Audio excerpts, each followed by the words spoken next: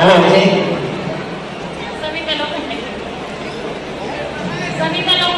हा जोरदार गाडी झाली पाहिजे सविता वहिनीसाठी. सविता लोखंडे, आडनाव लोखंडे पण सगळं सोडत झालं ना. जरा जोरदार गाडी झाली पाहिजे वहिनीसाठी. थँक्यू. आणि काय करता आपण वहिनी? ब्युटी पार्लर आहे. मग मोठ्याने सांगा अजून तुमचा बिझनेस चांगला वाढेल.